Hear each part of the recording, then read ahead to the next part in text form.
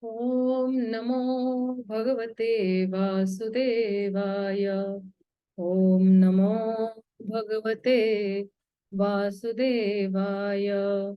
Om Namo Bhagavate Vasudevaya. Narayanam Namaskrityam Nara Chaiva Narottamam Devim Saraswatim Vyasam Tato Jayam Mudiraye.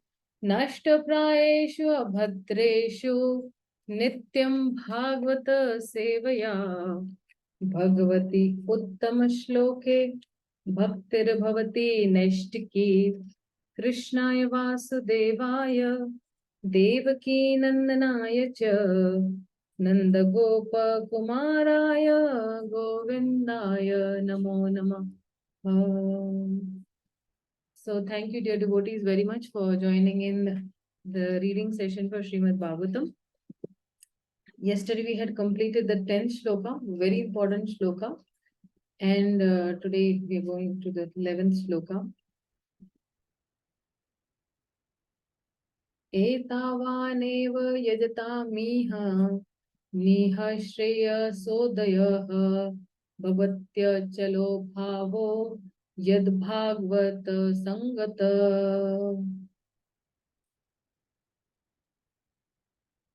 Lakshmi Narayan Prabhu, please read the translation and purport both. Hare Krishna. Hare Krishna. Yeah. Translation. All the different kinds of worshippers of multi-demigods can attain the highest perfectional benediction, which is spontaneous attraction, unflinchingly fixed upon the Supreme Personality of Godhead, only by the association of pure devotee of the Lord. Purport: all living entities in different status of life within the material creation, beginning from the first demigod Brahma down to the small ant, are conditioned under the law of material nature, or the external.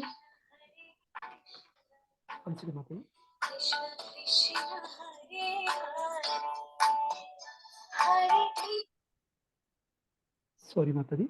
Yes, okay. Or the external energy of the Supreme Lord. The living entity in his pure state is conscious of the fact that he is a part and parcel of the Lord, but when he is thrown into the material world on account of his desire to lord it over material energy, he becomes conditioned by the three modes of material nature and thus struggles for existence for the highest benefit. This struggle for existence is something like following the will of the wisp under the spell of material enjoyment.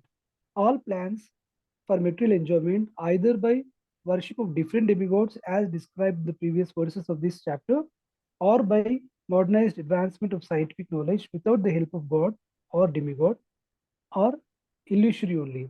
For despite all such plans for happiness, the conditioned living being within the compass of material creation can never solve the problems of life, namely birth, death, old age, and disease.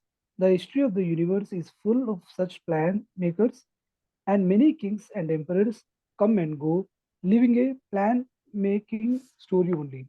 But the prime problems of life remain unsolved despite all endeavors by such plan makers. Actually, human life is meant for making a solution to the problems of life. One can never solve such problems by satisfying the different demigods by different modes of worship or by so-called scientific advancement In knowledge without the help of God or the demigods. Apart from the gross materialists who care very little either for God or for the demigods, the Vedas recommend worship of different demigods for different benefits. And so the demigods are neither false nor imaginary.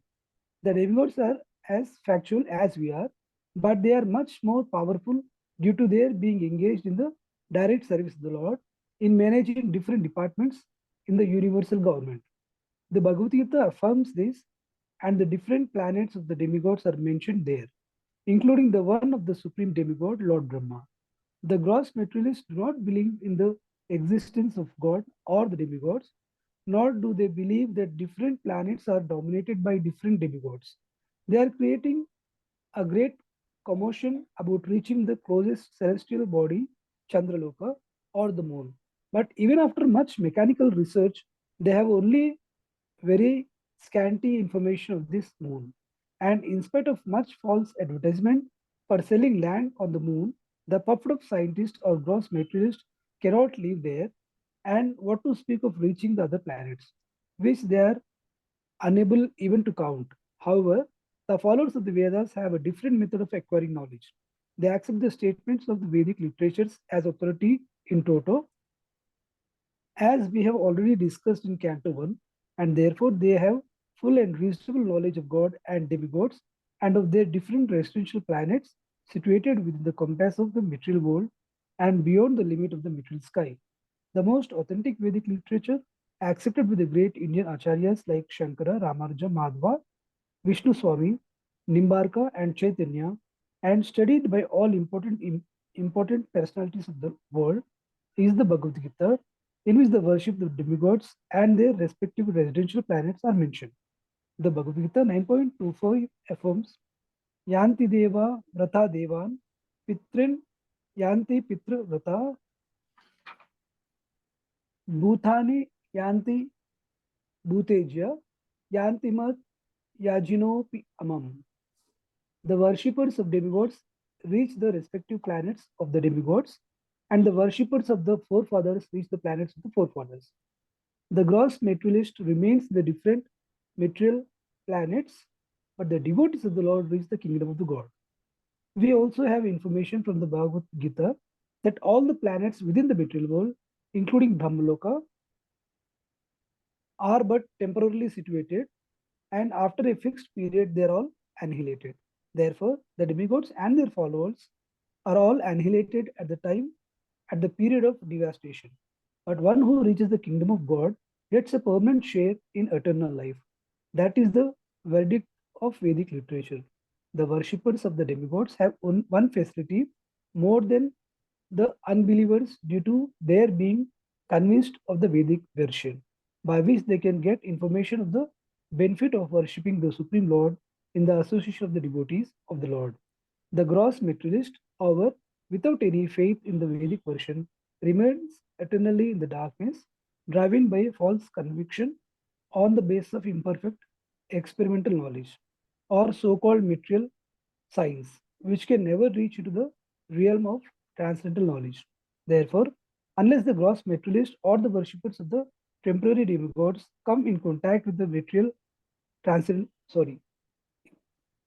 demigods come in contact with the transcendentalist like the pure devotee of the Lord, their attempts are simply a waste of energy. Only by the grace of the divine personalities, the pure devotees of the Lord, can one achieve pure devotion, which is the highest perfection of human life. Only a pure devotee of the Lord can show one the right way of the progressive life. Otherwise, both the materialistic way of life, without any information of God or the demigods, and the life engaged in the worship of demigods in pursuit of temporary material enjoyments are different phases of phantasmagoria.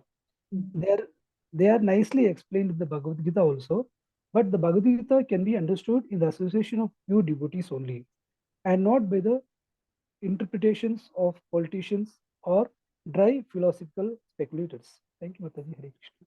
Thank you, Prabhu. So, when we say this, when I say Etavan, all these, all the other demigod worshippers can ultimately gain auspiciousness. When can they get auspiciousness? Bhagavato achalo bhava. So auspiciousness of this firm devotion towards the Supreme Lord, and that auspicious thing can arise within the heart. Yad, when it can happen, yad bhagavata sangatah. So only if they by chance meet a devotee, otherwise by merely worshipping the Supreme Lord, they cannot automatically become worshippers of demigods. Only by the intervention of a devotee can they graduate to worshipping of the Supreme Personality of Godhead, Krishna. So that is why if you see even in the pulpit, many places, this place is said that devotees, they want poverty for oneself and opulence for the Lord. So getting pleasure in our heart by seeing Krishna happy and Guru happy, that is the highest pleasure for a devotee. So let's see the next. Yeah, this is also a very important shloka. Very, very important shloka. This is also.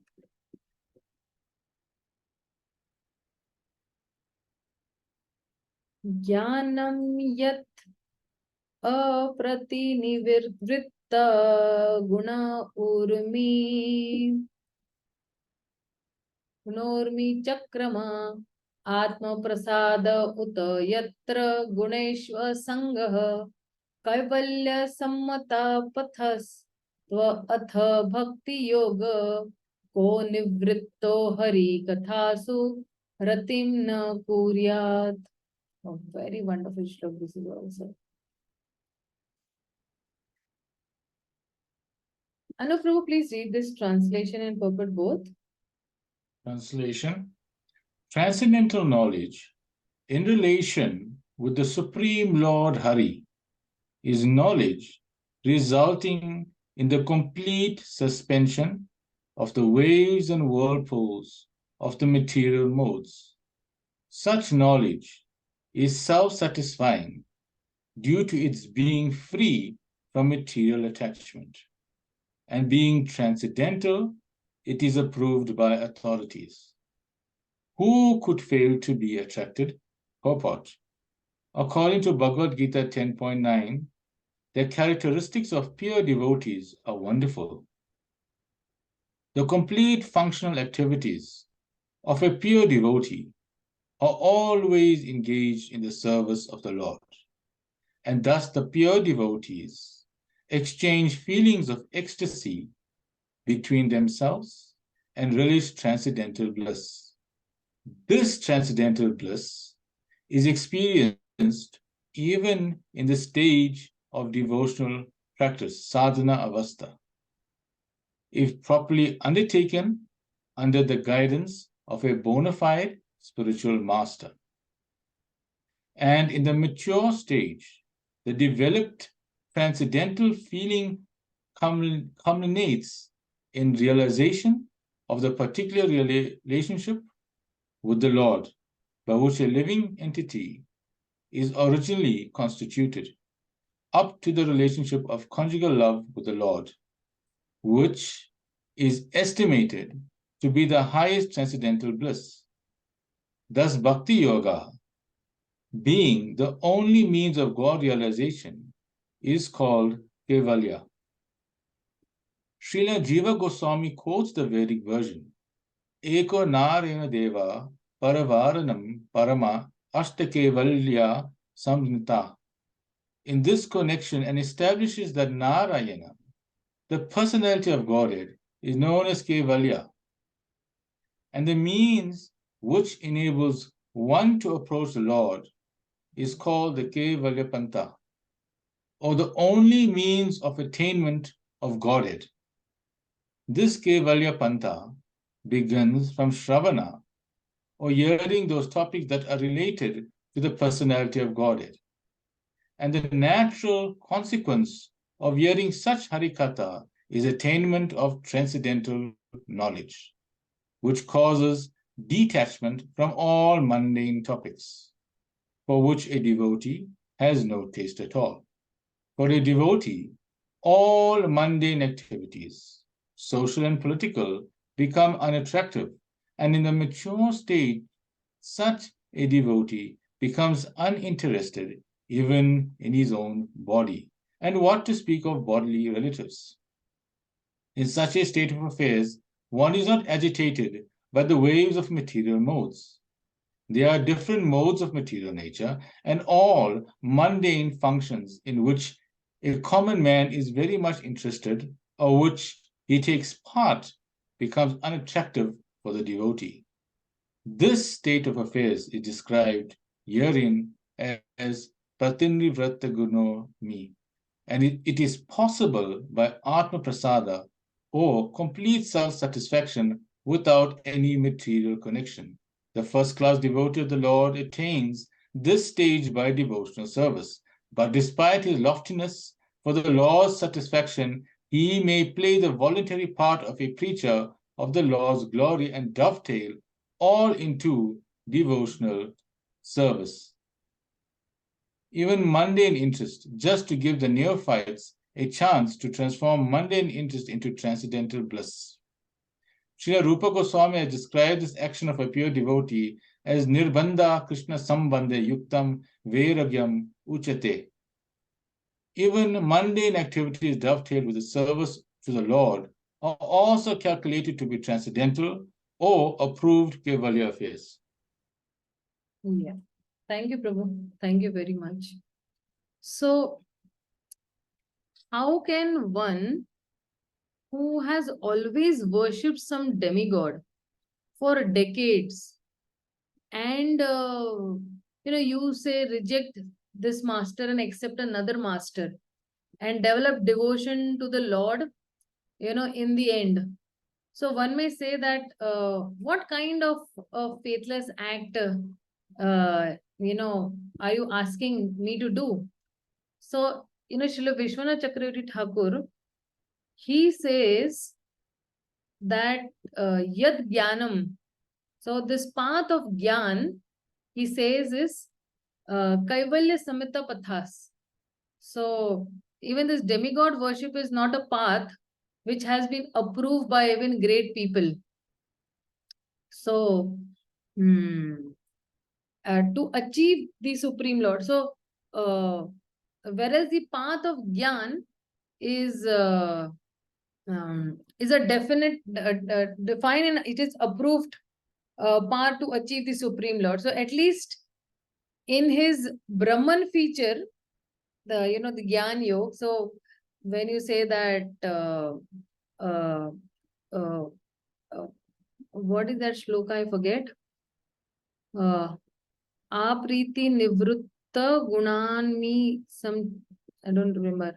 So, his practice of this Gyan is creating an indifference to the three gunas. Means that he is not affected by these three gunas, but whereas this demigod worshipper is,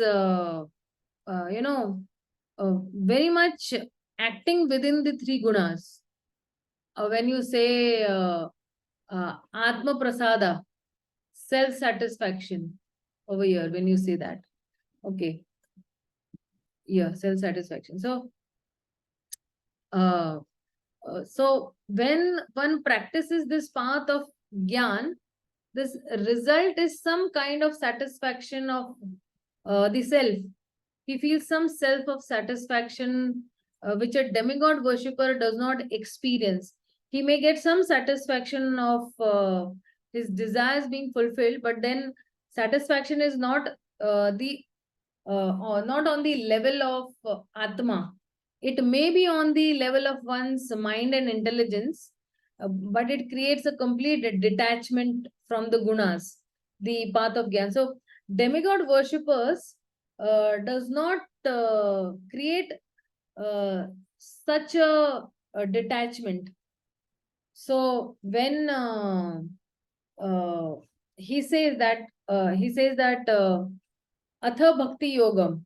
So, this Bhakti Yoga, still the practice of such exalted path of this Gyan, he gives up that Gyan also. As we saw in the previous shlokas also, and he takes up to the path of Bhakti. And then he says that Ante Narayanam Sirti, which we saw in the second chapter also. He puts a full stop to such an exalted path of Gyan and takes up to Bhakti. So then he's saying that why can't you do it? Your path of demigod worship is so much inferior to Gyan. If a Gyani is willing to put a full stop to this practice and he wants to take up to Bhakti, why should a demigod worshipper think of Nivritto? So then, experiencing such a bliss in Bhakti Why would someone give up the other path and take up the path of bhakti? So, demigod worshipper should not say that now how can I shift my faith? People, have given up higher things to take up to bhakti. So, what you means this? What is demigod worshippers? What you are giving up is not so much significant or not very, important. So Srila Prabhupada is also giving a very different understanding in this purport. He is saying that he uses this verse to glorify the path of bhakti.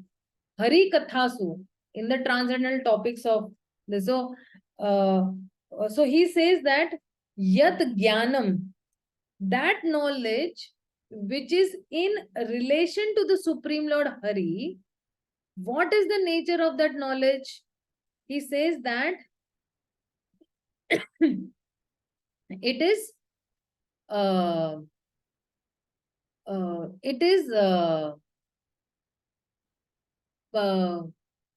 where is that? Yeah, it is Atha Bhakti Yoga. It is pulling down from the whirlpool. It is completely. It is saying that Praniti Nivritta, completely withdrawn. Guna Urmi, the waves of material ocean, and Chakram. It is pulling down from the whirlpool of the three modes. That is the nature of bhakti. So, because we are so much binded into the three modes of material nature, what is bhakti doing? It is, pulling us down. And that is so tapatrayo unmoolanam. So, the first point that the knowledge of bhakti removes this whirlpool of three modes of material nature. And then after it is removing the three modes of material, what it is doing, of course, when the three modes of material nature are gone, then it is Atma Prasada, self-satisfaction. So this practice of bhakti gives birth to satisfaction of the soul. When you say, Savai Pumsa Paro Dharmo Yato Bhaktir Adhokshaje, Ahetuki Apratihata, Yayatma Suprasidhati. So such a satisfaction on the platform of the soul is only possible by the practice of bhakti and no other practice. So this is the second quality of this gyan. And he's saying that yatra guneshva asanga. He's saying that this practice itself is transcendental to the three modes. And no other process other than bhakti is transcendental to the three modes. So when you say when you say that shloka, Traiguna Vishaya Veda, this Traiguna Bhavarjuna. So he says that when Srila Vishwanath Chakravarti Thakur is actually commenting on this verse, he quotes from the Uddhav Gita, where he says that where Kṛṣṇa is actually speaking to Uddhav, he's saying that what is the true meaning of nirguna? Okay, so he's saying that kaivalya satvikam jnanam. So kaivalya means actually knowledge of the super soul or the knowledge of the absolute. That is also in the mode of goodness only, but he's saying that this knowledge is based upon me is understood to be transcendental. Knowledge directly relating to the Supreme Lord, Krishna, that is nirguna. Whereas even knowledge which leads one to liberation, moksha, is within the three modes. So the Lord's Mahamaya potency is divided into three parts.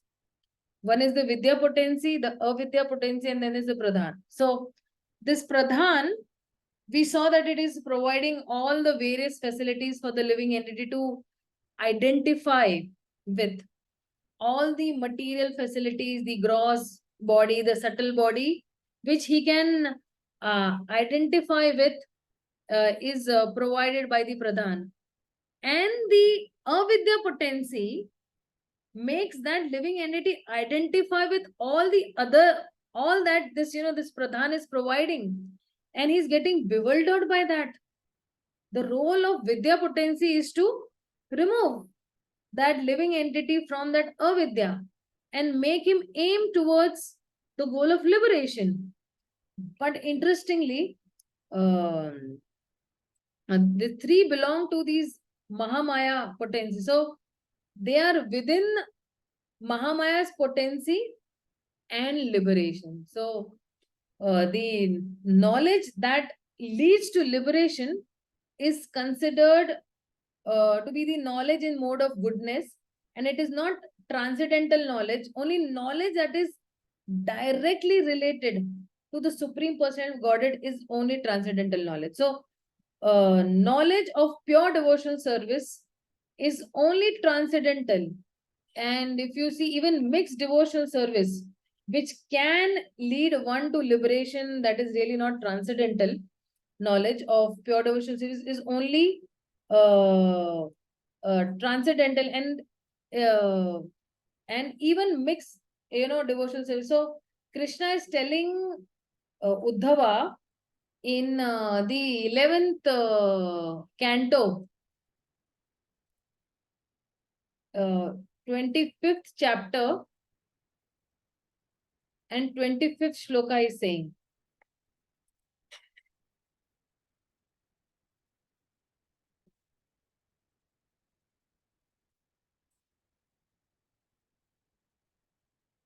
residence in the forest is in the mode of goodness. Residence in a town is in the mode of passion. Residence in a gambling house displays the quality of ignorance. And residence in a place where I reside is transcendental. So he's saying that that whatever place that I am staying is actually, transcendental. Other all places are either in the mode of goodness, passion, or ignorance. So then he's saying that then what is this nirguna? What constitutes nirguna then?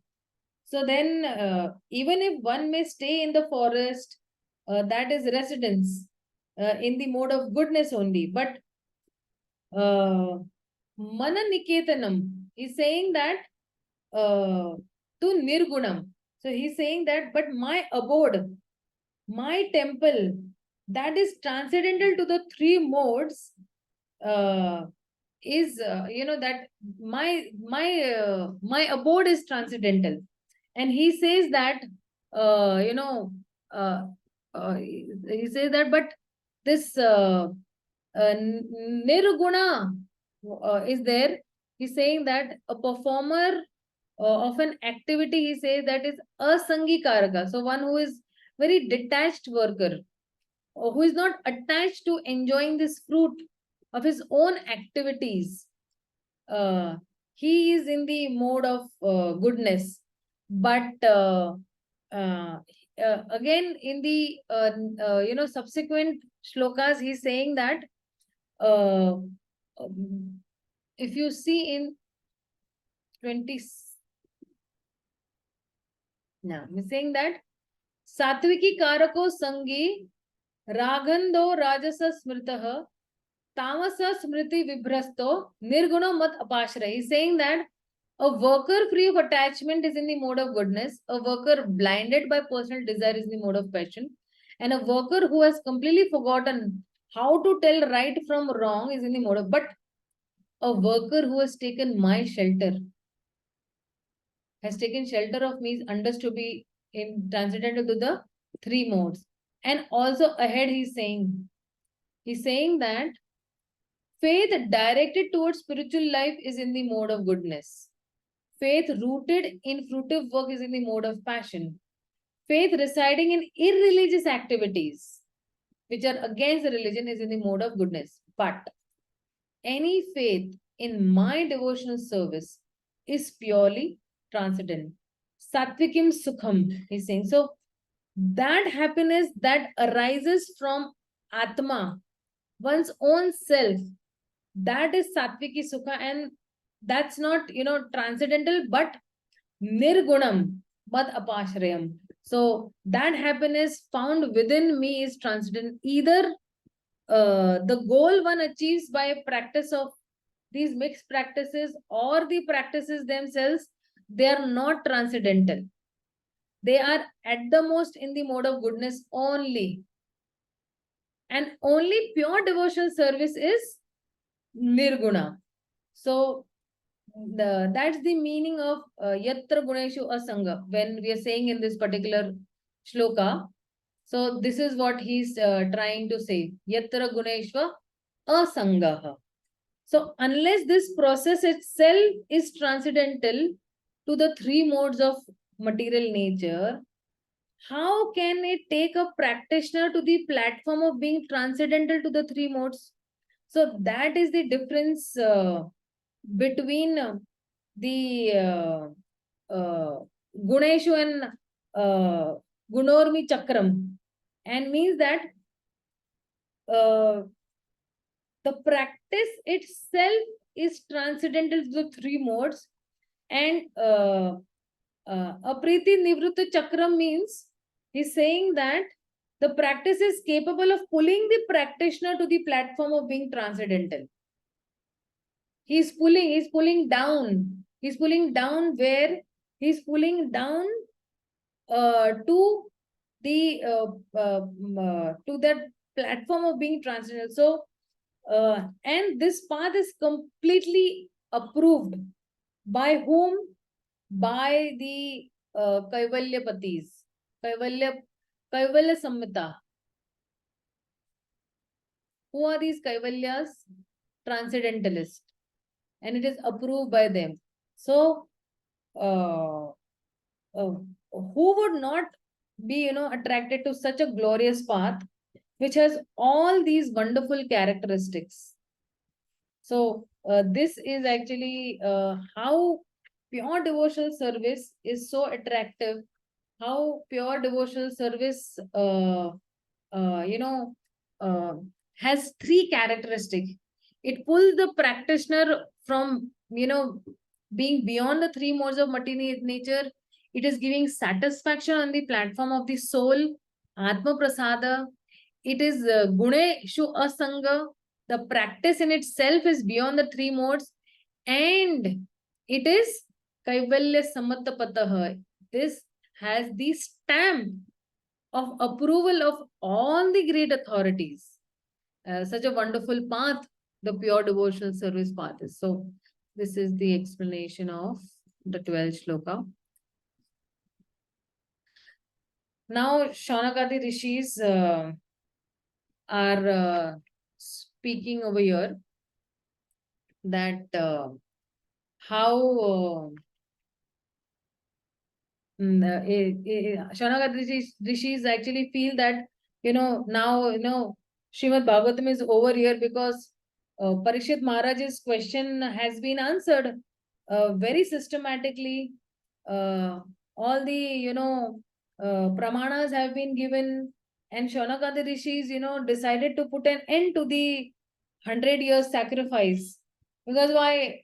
Everything is culminated to pure devotional service. So the only thing can pacify us is the nectarian beverage of Krishna Katha. And make us forcibly drink. So now they're saying that now, no, please do not cut short. Now they're going to actually inspire Sutta Goswami in various ways to keep on continuing Harikatha. So they thought that, thought out that Śrīmad-Bhāgavatam is the standard technique. Wherever this inquirer wants to inspire the speaker, they have, standard methods or methodologies. They know how to inspire that particular speaker. So Shaunaka Rishi is going to inspire Sutta Goswami. So let's see. Itya bhivyaha Ritam Raja Nishamya Bharatarshava Kim Anyat Prushtavan Bhuyo Vayasa Kim Rishim Kavim.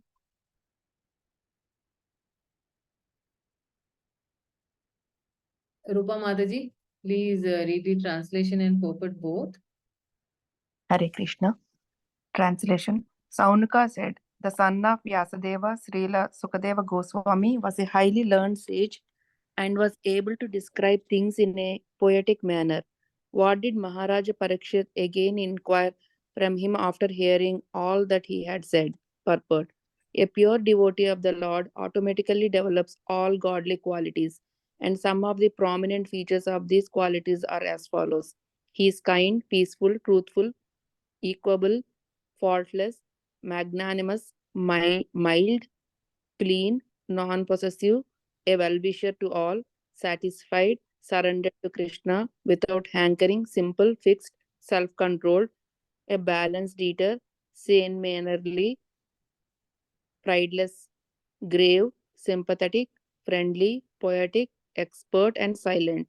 Out of these 26 prominent features of a devotee, as described by Krishnadasa Kaviraja in his Chaitanya Charitamrita, the qualification of being poetic is especially mentioned here in relation to Sukadeva Goswami.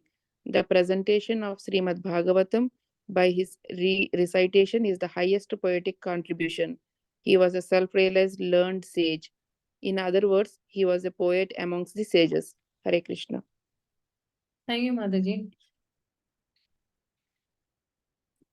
Etachushutam vidvan sutano harasi bhashitum katha hari katha kathodarka satam syuha sadasi dhruvam.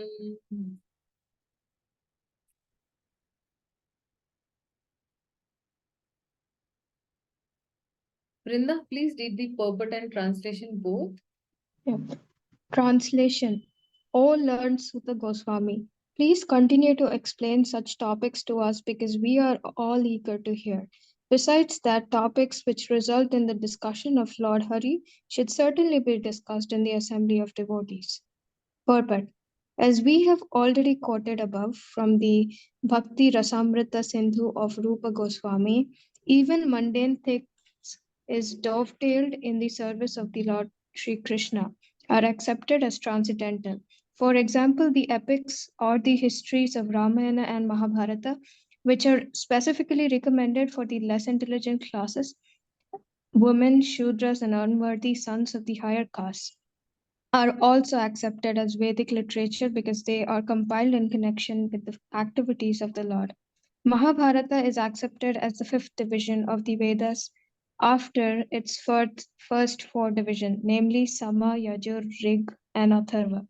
The less intelligent do not accept Mahabharata as a part of the Vedas, but great sages and authorities accept it as the fifth division of the Vedas.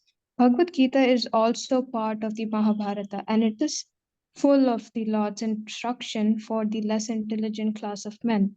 Some less intelligent men say that Bhagavad-gītā is not meant for householders, but such foolish men forget that Bhagavad-gītā was explained to Arjuna, a grihastha, family man, and spoken by the Lord in his role as a grihastha. So Bhagavad-gītā, although containing the high philosophy of Vedic wisdom, is for the beginners in the transcendental science, and Śrīmad-Bhāgavatam is for the graduates and postgraduates in the transcendental science. Therefore, literatures like Mahabharata, the Puranas, and similar other literatures, which are full of the pastimes of the Lord, are all transcendental literatures, and they should be discussed with full confidence in the society of great devotees. The difficulty is that such literatures, when discussed by professional men, appear to be mundane literature like histories or epics because there are so many historical facts and figures. It is said here, therefore, that such literatures should be discussed in the assembly of devotees. Unless they are discussed by devotees, such literatures cannot be relished by the higher class of men. So the conclusion is that the Lord is not impersonal in his ultimate issue. He is the Supreme Person and he has his different activities. He is the leader of all living entities and he descends at his will and by his personal energy to reclaim the fallen souls. Thus, he plays exactly like the social, political, or religious leaders, because such roles ultimately culminate in the discussion of topics of the Lord. All such preliminary topics are also transcendental. That is the way of spiritualizing the civic activities of human society. Men have inclinations for studying history and many other mundane literatures, like stories, fiction, dramas, magazines, newspaper, etc. So let them be dovetailed with the transcendental service of the Lord, and all of them will turn to the topics relished by all devotees. The propaganda that the Lord is impersonal, that he has no activity, and that he is a dumb stone without any name and form has encouraged people to become godless, faithless demons, and the more they deviate from the transcendental activities of the Lord, the more they become accustomed to mundane activities that only clear their path to hell instead of return them home back to Godhead. Śrīmad-Bhāgavatam begins from the history of the Pandavas with necessary politics and social activities, and yet Śrīmad-Bhāgavatam is said to be the Paramhamsa Samhita, or the Vedic literature meant for the topmost transcendentalists, and it describes Param Jnananam, the highest transcendental knowledge.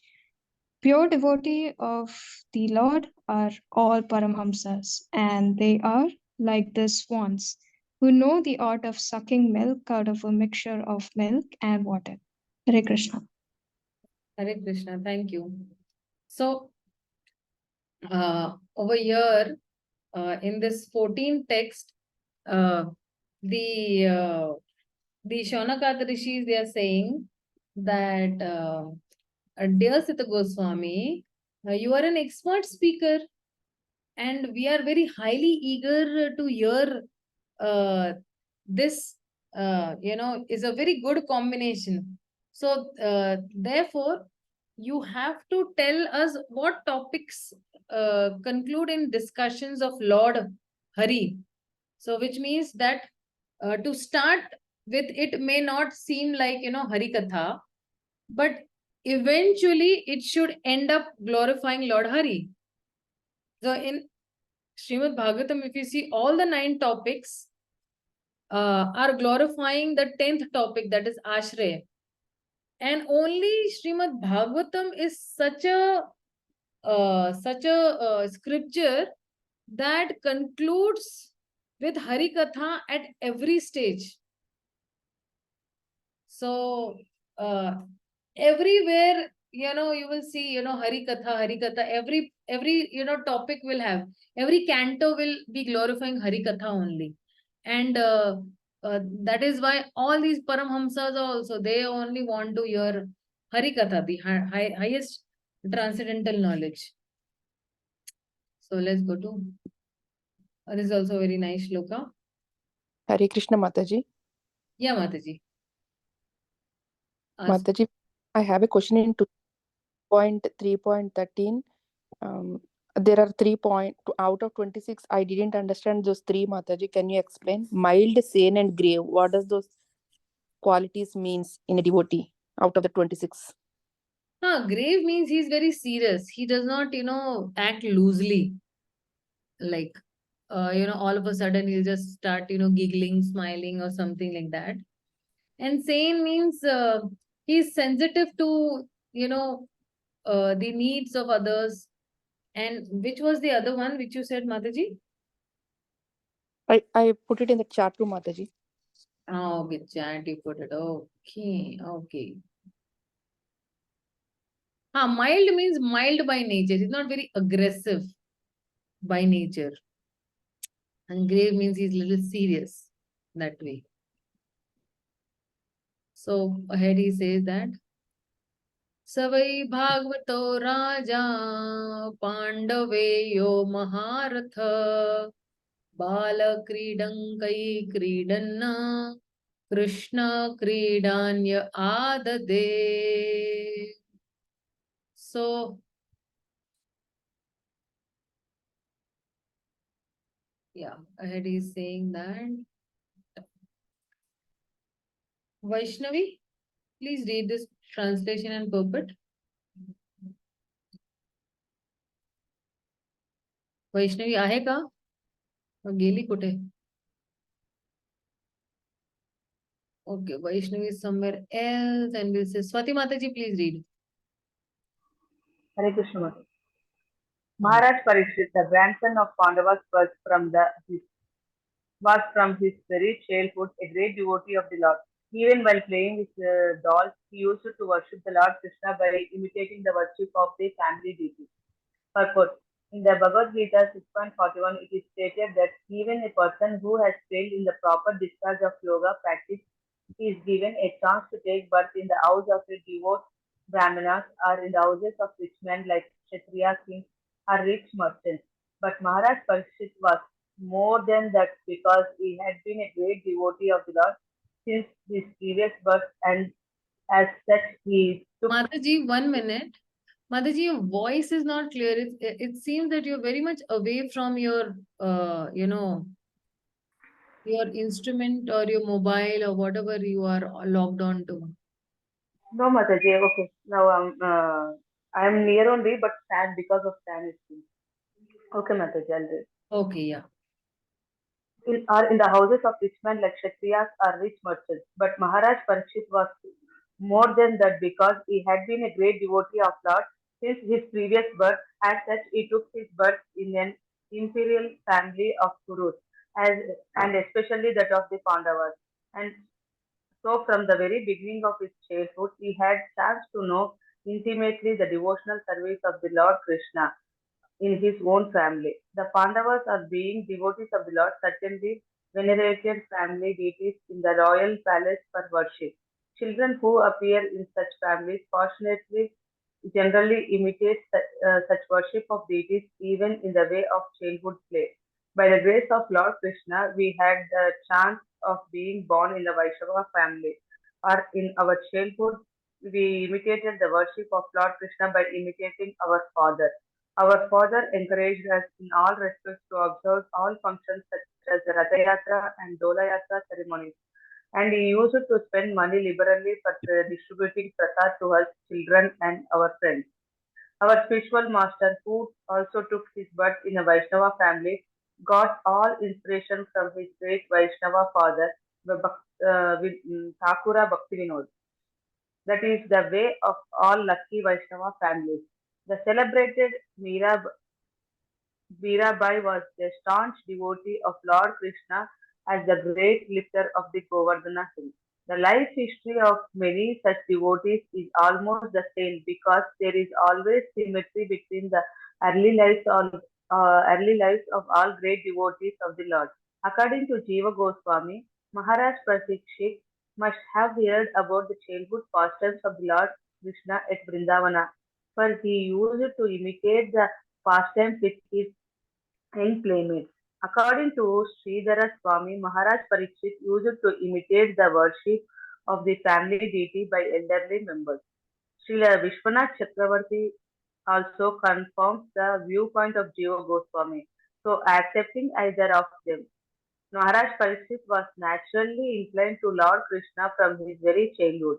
He might have imitated either of the above mentioned activities, and all of them established his great devotion from his very childhood, a symptom of a Mahabhagavata. Such Mahabhagavatas are called Nitya Siddhas, are soul liberated from birth, but there are also others who may not be liberated from birth but develop a tendency for devotional service by association, and they are called sadhana siddhas. There is no difference between the two in the ultimate issue, and so the conclusion is that everyone can become a sadhana siddha, a devotee of the Lord simply by association with the pure devotees. The concrete example is our great spiritual master, Sri Narada Muni. In his previous life, he was simply a boy of maid servant, but through association with great devotees, he became the devotee of the Lord of his own standard, unique in the history of devotional service. Hare Krishna Mataji. Thank you. So this whole, purport is like, lucky families where you get, devotional samskaras. And if you see in this purport, 5 examples are given. One is of Uddhava, one is of Parikshit Maharaj himself, one is of Narad Muni, one is Srila Prabhupada and Shukdev Goswami himself, where, their parents, their fathers, they all are devotees and they have got devotional service from the elders. So this is another popular methodology that this inquire used to inspire the speaker previously, that you please speak about that conversation, because we know that the speaker and the hearer, they are so glorious, and whatever discussion has happened between the two personalities must be something really very wonderful subject matter. This is something the inquirer does. So, they are glorifying the speaker and the hearer, and their conversation, and they wish to hear from them, the immediate speaker, who is actually Suta Goswami over here. So they want to say that, okay, we are here to seriously hear this discussion about Krishna Katha. So this is the very first text. The Shaunakadi Rishis are glorifying Parikshit Maharaj. And Parikshit Maharaj is the grandson of the Pandavas. And he was the great warrior also. And in his childhood, he was very playful. He was enacting all these pastimes of Krishna. And this, verse is actually glorifying Parikshit Maharaj, which means that there are so many glories of Parikshit Maharaj, but if they have to choose that one activity of Parikshit Maharaj, which actually stands out, which is a real, can say telltale that he is a wonderful devotee. So they choose this pastime. And what is that pastime? Like when he was a child, he was not interested in normal play with, toys or some sports. He was very much interested in enacting Krishna's pastime. Same way, Shukdev Goswami is glorifying Uddhava in that verse. And if I have to glorify, this caliber of Uddhava, then he says that he was so absorbed in serving Krishna in his deity form that even when his mother would call him, and she would come to call him for breakfast, he would not be interested in eating. He would be so absorbed in worshipping the deity form of the Lord. And in this also text, the same rishis are glorifying the same verse. So if you see in the 3rd chapter also and in the 2nd chapter also, if you see 2nd shloka and this 15th shloka, the same glorification is going on. So this is one striking quality of Parikshit Maharaj, is that he was very much interested in enacting Krishna's pastimes. This is a very striking thing. So now in this 16th text, they are going to glorify Srila Shukdev Goswami. Okay. Mataji, is Uddhava given that much importance? Huh? Is there a past life story for Uddhava for being trusted so much by Lord Krishna? Yes. Uddhava is actually a jnani. And if you see actually, Uddhava is a very, very intimate associate of Krishna. Okay. And his features very much match with Krishna. And when Krishna has to give some message to the gopis, Krishna is sending Uddhava,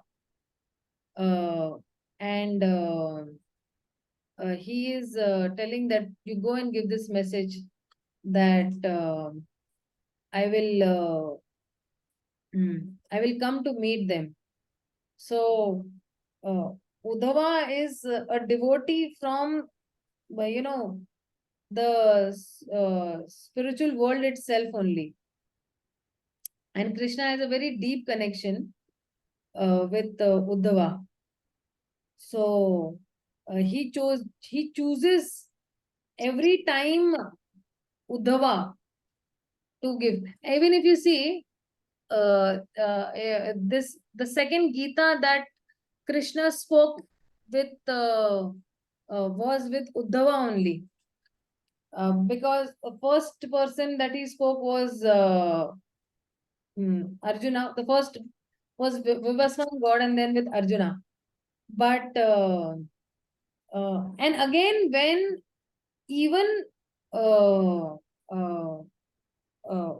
if Vidura wants to actually take some this, Uddhava is sending Vidura to Maitre Muni also.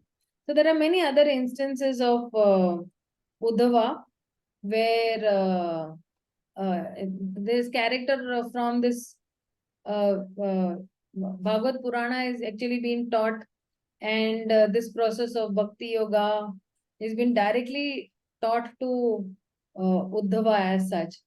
So he is actually from the Vrishni dynasty, and Uddhava happens to be the cousin of actually Krishna, who is actually how is he a cousin of this? That Vasudev had a brother called, I don't remember the name of the brother, but his brother's son is actually Uddhava. And his physical appearance and Krishna's physical appearance are almost the same. And that's how, and Uddhava, and many places it is mentioned that Uddhava is a disciple of Brihaspati. So, and he is chosen to be the messenger to Vrindavan. Krishna is asking Uddhava to go and tell the people of Vrindavan that, to forget, and because he needed, but then the gopis and all, they keep on crying and all, and there is a long conversation about this, and then Krishna speaks the the Uddhav Gita. So they both are related in one way, Krishna and Uddhava. So I heard about Uddhava Gita before coming to ISKCON Mataji. It was beautiful, and that changed my life. I practiced so many things that were taught in that, but I never got an idea. Like even when reading the Bhagavatam, I was not sure at what age that Uddhava got introduced to Krishna. That is what I'm trying to ask. yeah, right from childhood, because they are cousin brothers, no? But in none of the stories I heard about Uddhava until this conversation happened. So No, there are many things which scriptures don't tell in detail, actually. So then Puranas will tell, but Bhagavatam is not telling many things, because Parikshit Maharaj had only 7 days. So then all that past life, past history was not what is necessary for Parikshit, because Parikshit Maharaj's question is, what is the duty of a dying man? So now that whole conversation went to Harikatha only. So Parikshit Shukdev Goswami is telling only Harikatha to Parikshit Maharaj, and what is really required, that much only he is saying. But Parikshit Maharaj is eager to dive deep and into details. Like if you see, where in the first canto, after Bhishma Dev, Bhishma Dev actually leaves his body, and Krishna is after Ashwathama's this, where Krishna is climbing up the chariot and he's ready to leave for Dwarka. Then Uttara comes again. Then that whole diversion goes to Bhishma Dev, and from Bhishma Dev again when he's climbing the chariot to go to this, then that whole conversation about the Dwarka Vasis and come. So many times Bhagavatam keeps on having a diversion, but the speakers get because Sri Shukdev Goswami is so much into ecstasy while he's narrating the pastimes of Krishna, then the other sages have to bring him back. Rasud Goswami and all other sages, they have to bring him back to the main track. And that's how then when this birth of Parikshit Maharaj in the 12th chapter comes, and they bring Srila Shukdev Goswami back to track. So there are many instances, but they cannot go in much detail for saying that what was this person's past life and that person's past life. That we'll have to read in more Shastras and more places, and we'll have to figure out ourselves only. Okay. So Thank you, Mataji. halt over here because we'll discuss this tomorrow, that how now they are glorifying Srila Shukdev Goswami. Will continue tomorrow with this. Thank you, Mataji. Yeah, Hare Krishna. Srila Prabhupada ki jai, Gaur Bhakta Vrinda ki jai. Hare Krishna. Mataji, I mentioned your name yesterday when Gaurang Darshan Prabhuji visited. Okay. What was he saying? He was happy, Mataji. Acha. So he just said that because I have been his, I've met him many times in Vada also. GV Vada, I've met him many times in Pune also. He has come also over here at our place a couple of times, invited by my parents. So yeah, it's a nice association with Gaurang Darshan Prabhu. He gave us lectures of Kaliya Mardana and then Govardhan. One of the devotee asked for Govardhan Leela. He gave so much in-depth, which I never heard before, like in a different perspective. He has told 2 hours of lecture. It was beautiful, Mataji. And then these lessons from the life of Prahlad Maharaj, where did he give them? Somewhere else did he give? Every day he is giving, Mataji. I just heard only these 2. Like now he is in ISKCON, Silicon Valley. He is also giving there. Okay. Because he has his own channel and he has his own Telegram group which is running. There are many updates coming. Of all, wherever he goes, there are daily updates. Yes, and Dhruva, I heard from in the past, but not recently. I heard it in the past. Okay. Because for kids, my kids and all, he taught Dhruva Charitra. Okay. All the young kids and all, yeah. Okay, Mataji, yeah. Thank you very much. Yeah, Hare Krishna, Hare Bol.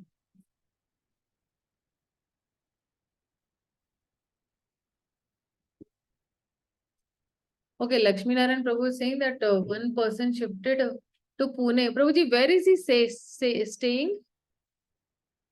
I'm not sure. I didn't spoke to him since many days. You can speak to him if you want any help, assistance, any guidance or temple program or anything, or he wants to be added into some group of people. You can give him my number. I will help him out. I think he'll do some service there, the temple service. I don't know. Okay.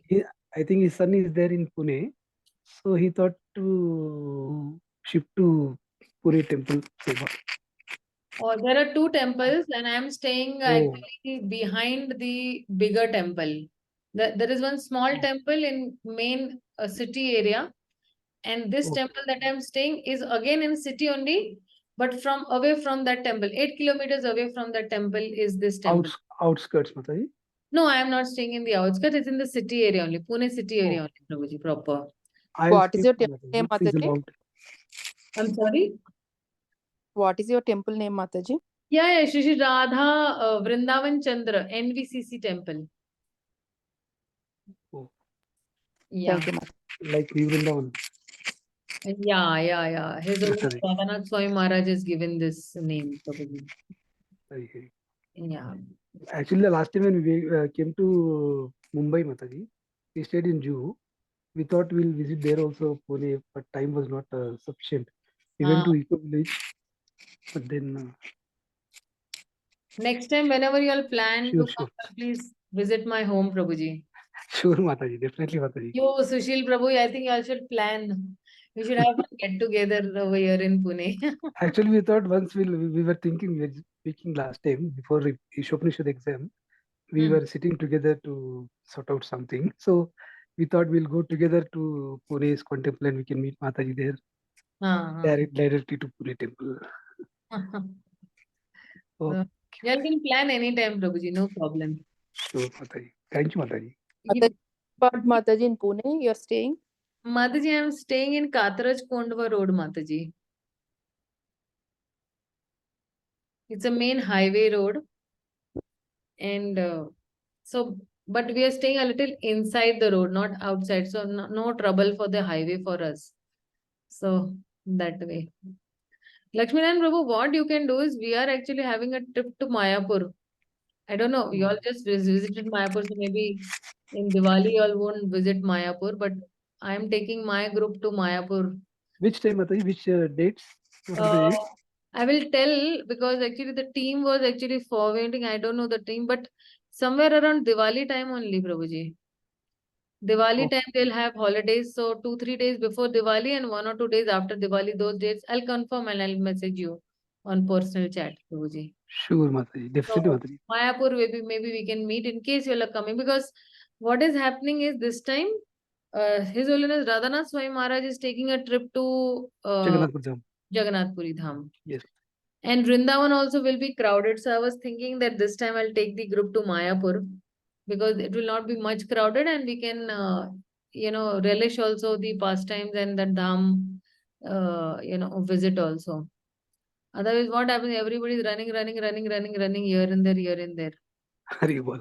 Yeah, we don't have time, no. So every place we see, then we can sit over there and have Hari Katha. Then the next place we go, we sit and we have Hari Katha. Otherwise, it will be just like a tourist place. We went there, ate Golgappa, Lassi and all, and we came back. We don't want to do that.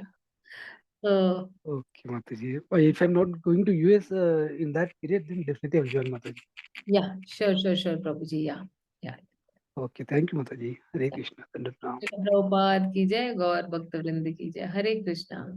Hare Krishna.